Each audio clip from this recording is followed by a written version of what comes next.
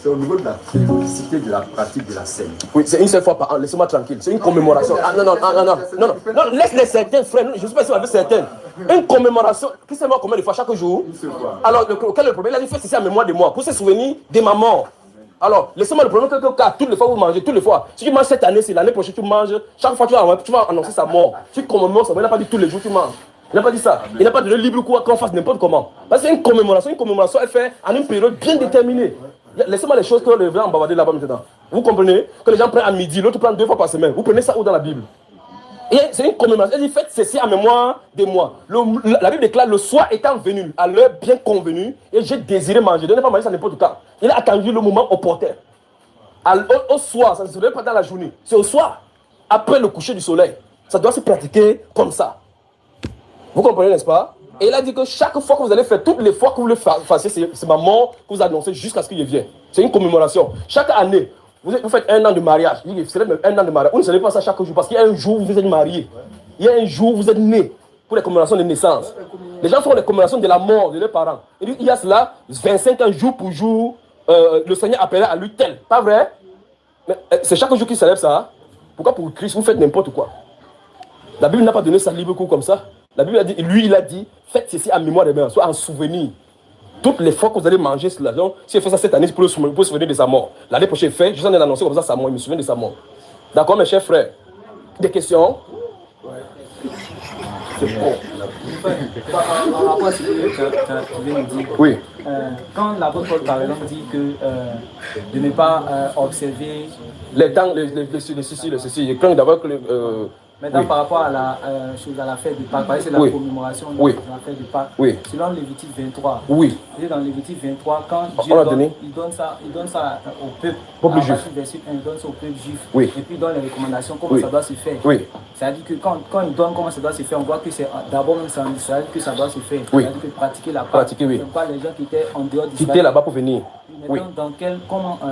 Parce que quand je comprends dans Colossiens, quand l'apôtre Paul dit par exemple de ne pas rentrer dans la doctrine, les fêtes, les jours, vous observez les jours, vous observez ceci. C'est-à-dire que les autres juifs qui étaient en dehors d'Israël, qui demandaient peut-être aux chrétiens qui n'étaient pas sur le territoire juif de pratiquer ces fêtes. Non, c'est pas pour ça, c'est pas pour ça. Dans Colossiens, corrigeons cela rapidement, merci pour sa question. Dans le livre de Colossiens, chapitre 3, où il dit clairement, je crois avoir Colossiens avec vous, vous observez les jours et les années.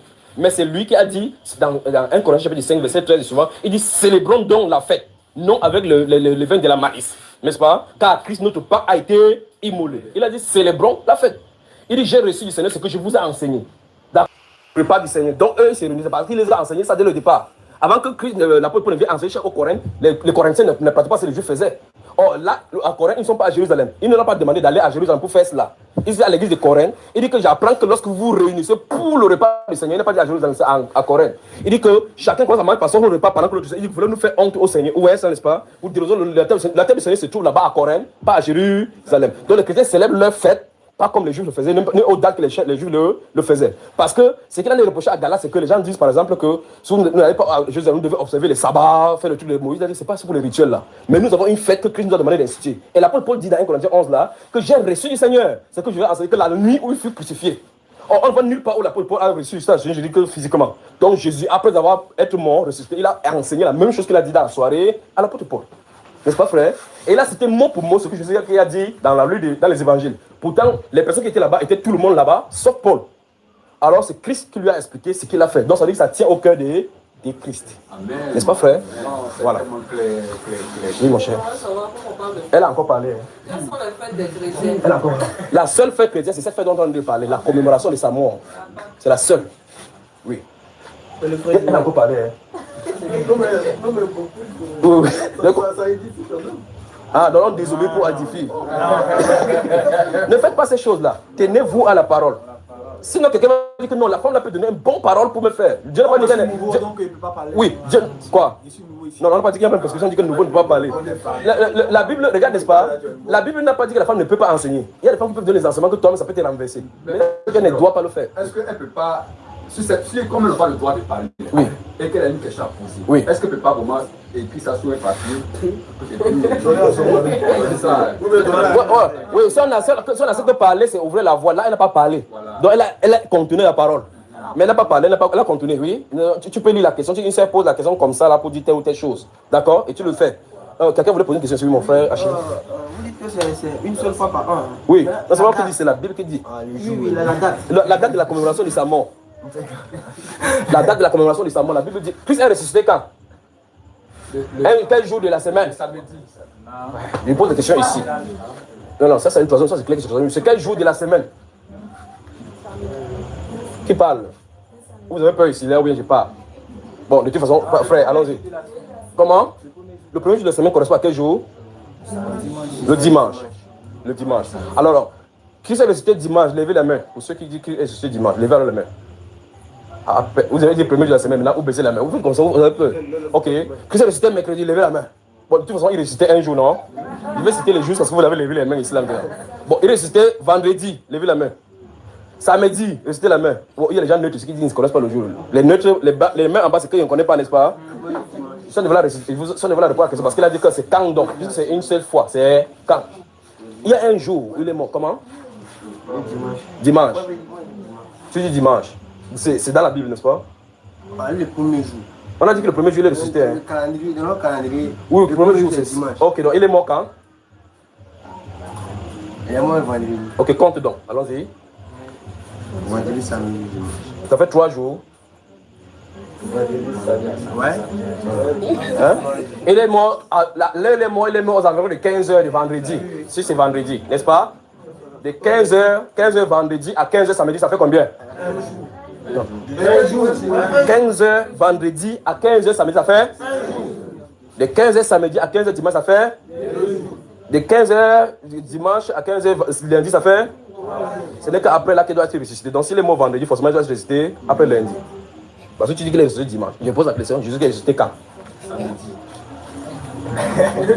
Vous allez lire la Bible là vraiment. Pas ce que les gens ont raconté. Parce qu'il a dit que de même que Jonas passa 3 jours et 3 nuits. Jour, ça veut dire clarté. Nuit, ça veut dire obscurité. Il faut qu'il y ait 3 obscurités, 3 clartés avant qu'ils sortent. N'est-ce pas, frère? Vendredi, dans l'après-midi, jusqu'à dimanche matin, il n'y a pas de 3 jours, 3 clarités, 3 obscurités. Vous devez recorriger toutes ces choses-ci. Vous devez recorriger. Maintenant, je reviens. Quand est-ce qu'il a été crucifié? C'est-à-dire que dans le calendrier juif, peut-être que ça te dérange. Bon, entre deux sabbats, c'est ça. Bon, il a dit que quand est-ce que, parce qu'il est en train de me dire, tu as dit, c'est une seule fois. Puis il dit, ok, comment dans le calendrier on se situe là? Nous avons le calendrier pour nous identifier au calendrier grégorien ou bien julien, n'est-ce pas?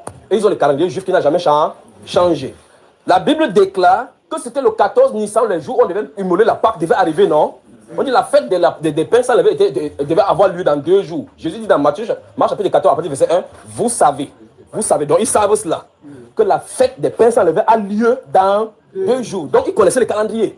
C'est à ce moment-là qu'il a dit, allez faire ces choses préparatives. Ils ont préparé, le soir étant venu, il s'est mis à table avec les disciples. Nous sommes d'accord, frère? Donc c'est identifiable le soir où il a fait cela. C'est le soir du 14 Nissan.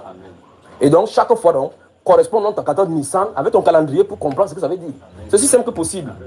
Parce que vous utilisez les correspondances. Les musulmans ont les correspondances des calendriers. D'accord? Selon l'an qu'ils ont rapport à Mohamed. Les chrétiens, vous avez votre calendrier tellement embrouillé. Quand on dit septembre, 7 ça veut dire 7e mois. Pas vrai? Octobre, ça veut dire ça veut dire que quoi? 8e mois. Décembre, ça veut dire. Mais vous, décembre, commencez chez vous à combien? Ça n'a pas de ça. Même vos noms, même que vous êtes dans le mensonge. Il faut la restitution de toutes ces choses. Donc vous dites que nous sommes en décembre, décembre, donc le 12e, le 10e, 10, DK 10. Donc vous êtes en 10e mois, mais vous êtes en plein 12e mois. Et vous dites le 12e mois, on dit que le premier jour de l'année, c'est Janus. Alors vous devez réfléchir. Vous devez réfléchir, frère. Vous savez, n'est-ce pas? Donc vous voyez que dans votre calendrier, c'est un tissu des mensonges. Donc par conséquent, quand vous dites, oui. Donc c'est la date qui correspond là. Si tu fais la correspondance, je ne vais pas regarder ce qui est là-bas. Si tu regardes 14 Nissan, tu vas voir la correspondance. Pour l'année qui a de venir, ça va correspondre certainement au 30 mars. D'accord? Ça, c'est la date de la crucifixion. Vous allez lire la Bible. Parce qu'il a de me dire que, ok, puisque c'est une commémoration, si je suis né le 16 décembre. Ça veut dire que chaque 16 décembre, c'est la commémoration de mon anniversaire. Alors, puisque la Bible donne clairement quand il est mort, c'est le soir du 14 Nissan. Donc, chaque 14 Nissan, c'est l'anniversaire de cette livraison-là.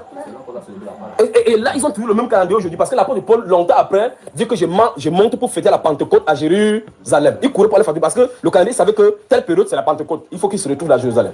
N'est-ce pas? Donc, quand il dit que nous, je crois qu'on célèbre, en fait, il ne peut pas dire qu'il fait parce qu'il dit célébrons dans la Pâque. Il partait sur la main, il dit que les gens ne doivent pas aller célébrer comme à la manière de l'Ancien Testament. Toutes ces choses étaient de l'ombre. D'accord? Donc, la seule célébration dont la Bible parle pour les croyants, c'est cette fête-ci. Il a dit qu'on célèbre sa mort. C'est ce qu'il a dit. C'est la seule fête celle que la Bible prescrit pour les chrétiens. Autre chose, frère? Bon, est-ce qu'il y a un rapport entre ça et le repas du Seigneur? Le repas du Seigneur, c'est une chose. C'est dans la soirée de la Pâque juive qu'il a institué le repas du Seigneur. C'est dans la soirée de la livraison. Je vais vous expliquer quelque chose. Vous savez que normalement l'agneau pascal devait être mis ce jour, il devait tuer l'agneau. N'est-ce pas? Parce que la soirée dit qu'il faut qu'on garde l'agneau pour être immolé dans les 2 soirs. Mais le soir, pendant qu'il mangeait là-bas, d'où vient-il qu'il y ait le pain et le vin? Je vais vous m'expliquer. Non, je crois qu'on n'a pas le temps, on n'a pas saisi ici. Vous voyez qu'il fallait que quelqu'un soit là. Si on tuait le mouton là-bas qui mange, ça devait poser problème. Parce que le type devait passer pour que la réalité vienne. Il a remplacé ça par le pain et le vin. Vous avez cela? Oh, laissez seulement. Des questions là?